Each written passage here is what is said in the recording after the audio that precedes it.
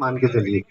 लेकिन मैं अपने विचार बता देता हूँ। जैसे अभी भाई साहब ने, यादव साहब ने बोला कि हमें पॉइंट के ऊपर ध्यान देना है कि वो पॉइंट जो आप बता रहे हैं वो लेना है या नहीं, लिक्विडेटर की बात करनी है या नहीं। तो मैं 2 मिनट में आपको सारी जानकारी देना चाहता हूँ कि ये जो एनसीसी, सुनिए सर, NCCMWS समिति बनी है, इसने अपना मानस बना लिया है और सब तैयारी हो चुकी है। ड्राफ्टिंग बाकी है लेकिन पॉइंट पहले तैयार हो चुके हैं, वो मैं आपको बता देता हूं। विभिन्न हाई कोर्ट में निर्णय हुए हैं लेकिन भुगतान नहीं मिला। एक तो ये हमारी पीड़ा है, ये SLP में हम लिखेंगे।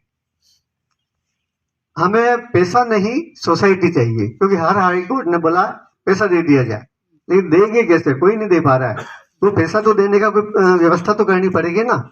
लोन रिकवरी होगी या और भी कोई माध्यम होंगे, वो करना पड़ेगा।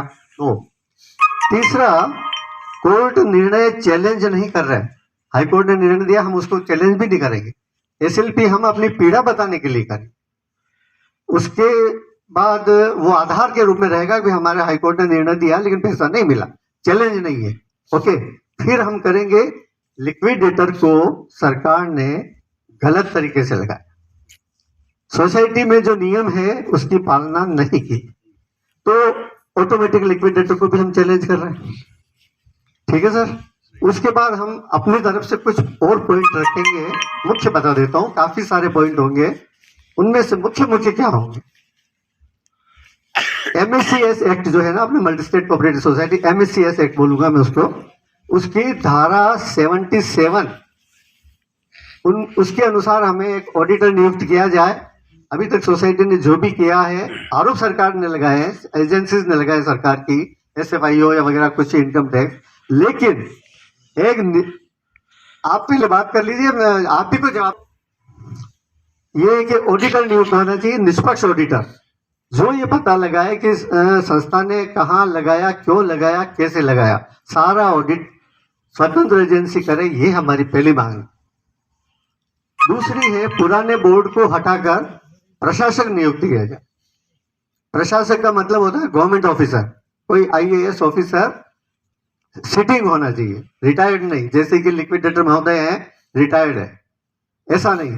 प्रशासक सरकार किसी IAS या किसी को भी नियुक्त करे, वो बोर्ड के बजाय एक बार वो बने, फिर बोर्ड का गठन वो करे। फिर हमारी धारा 125 में एडमिनिस्ट्रेटर हो जाएगा। धारा 45 नए बोर्ड ऑफ मैनेजमेंट का चुनाव तथा धारा 42 के अधिक कर्मचारी वापस रखकर संस्था को संचालन कराया जाए। संस्था संचालन होगी तभी हमें पता चलेगा कि हमारा पैसा किस खाते में पड़ा है, सेफ में पड़ा है, तो वापस हमें संस्था ही बताएगी। आप लोगों के पास भी जानकारी नहीं है, पासबुक में भी एंट्री नहीं हुई है, FD अभी आधी जमा करे, आधी कहाँ है, सारा रिकॉर्ड सेफ नाम के सॉफ्टवेयर में मौजूद है। तो इसको चलाने के लिए हमें कर्मचारी चाहिए, तो वो भी हुई सरकार नियुक्त करे। सदस्यों की जमा राशि ऋण के रूप में दी गई थी, ये मैडम का सवाल है, अब उसका आंसर आ रहा है। सदस्यों की जमा राशि ऋण के रूप में दी गई थी और चल अचल संपत्तियों में निवेश की गई थी। कोई खाके नहीं भागे, उन्होंने अपनी प्रॉपर्टी में लगा दिया। उन्हें सभी प्रकार की जांचों से मुक्त रखा जाए।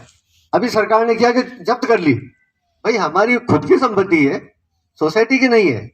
सोसाइटी को हमने पैसा दिया, उन्होंने लगाया, तो है तो शेयर होल्डर का पैसा, तो उसको आपने कैसे जब्त करवा दी?